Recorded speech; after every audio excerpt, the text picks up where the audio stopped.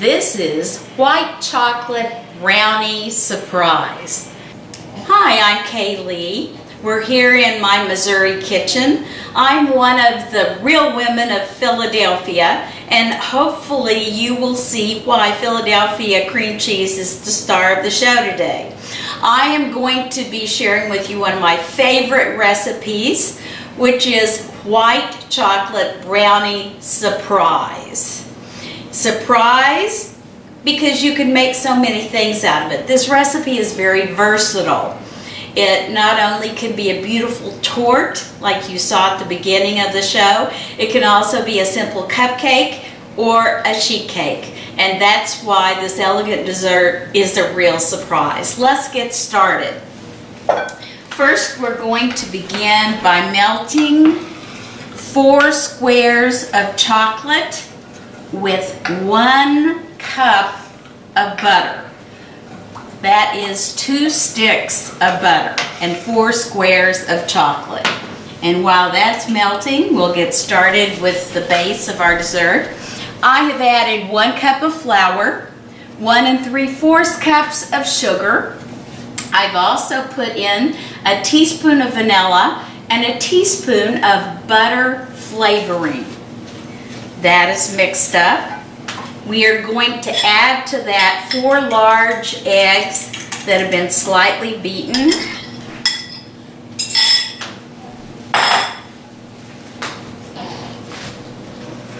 And we're kind of mixing this up. I'm doing it by hand. This is one recipe that you do not want to use a mixer with. Okay, let's check and see if our chocolate is melted.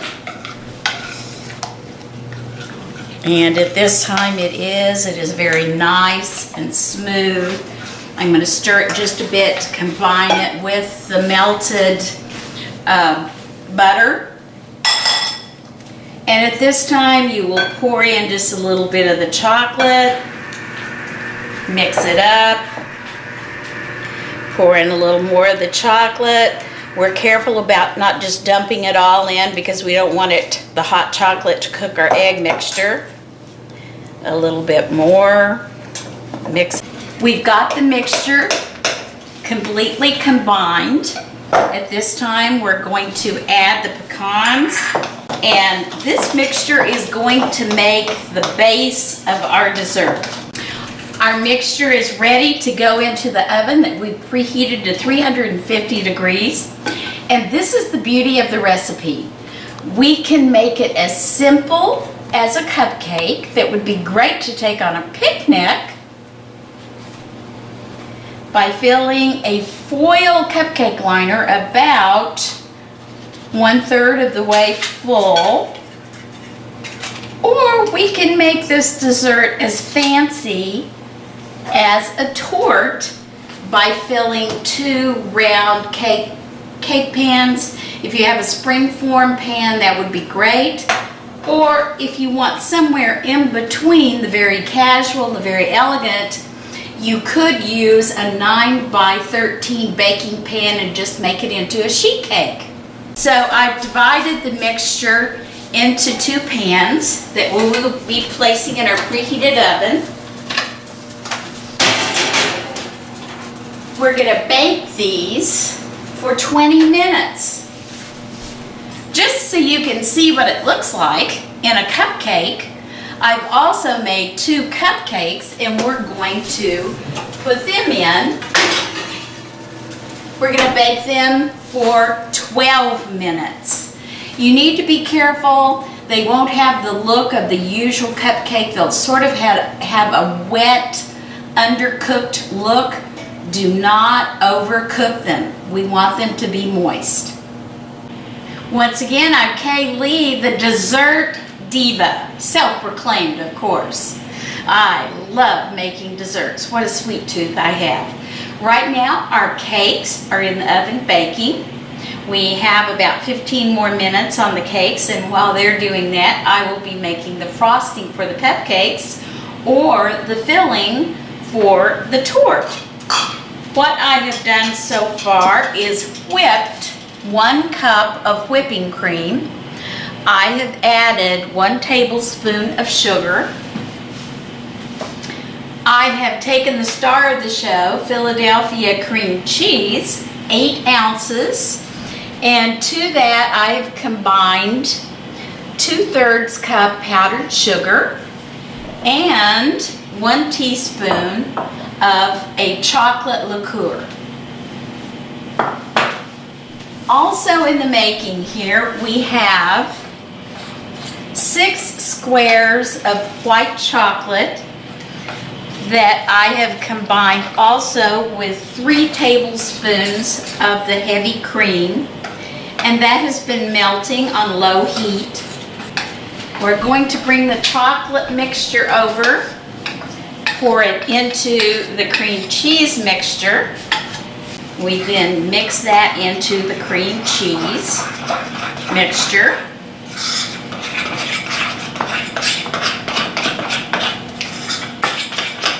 At this point, your mixture should look somewhat like this. Then we take our whipped cream mixture and we are going to carefully fold in that to the cream cheese mixture a little bit at a time. And this is what the final product should look like. This completes our white chocolate filling that we are going to put in between the torte and on top of the cupcakes and the sheet cake.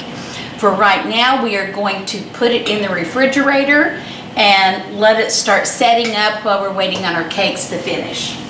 We're now ready to make the cherry glaze that goes on top of the sheet cake or the torte.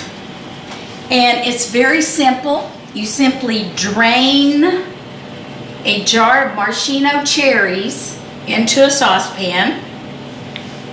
Then we're gonna put the cherries over here and chop them up. We will be adding the cherries to our cherry sauce mixture. We begin again with our cherry sauce. We have it cooking on low heat. I've added the minced cherries to the cherry juice. And to that, I am mixing 1 tablespoon of cornstarch, and I have put 1 tablespoon of water to dissolve the cornstarch before I actually put it in the sauce as the thickening agent.